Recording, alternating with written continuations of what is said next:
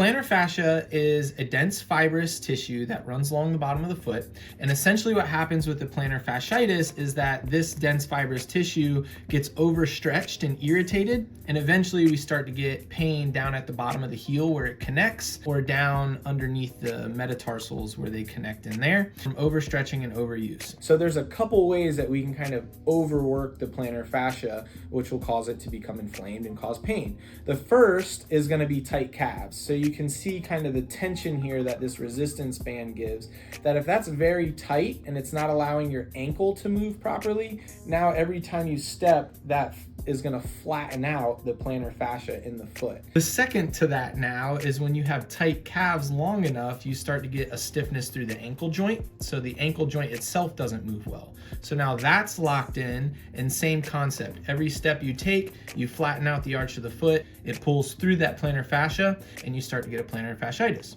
Now you've had tight calves and you've had a locked ankle joint for long enough, your big toe starts to compensate. So every step you take now when you walk, your big toe pulls and pulls and pulls and pulls. And now you're getting a tug from the front of the plantar fascia and you're getting a tug from the back of the plantar fascia. You start to get heel spurs. You start to get pain more so in the morning because this gets irritated all day and it tightens up overnight.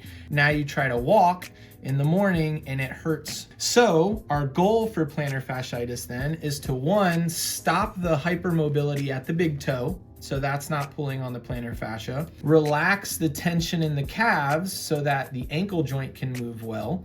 Obviously adjust the ankle joint to help aid with that as well. And then arguably most importantly would be to strengthen up the intrinsic muscles of the foot so that we can actually strengthen the arch of that foot and use it more functionally.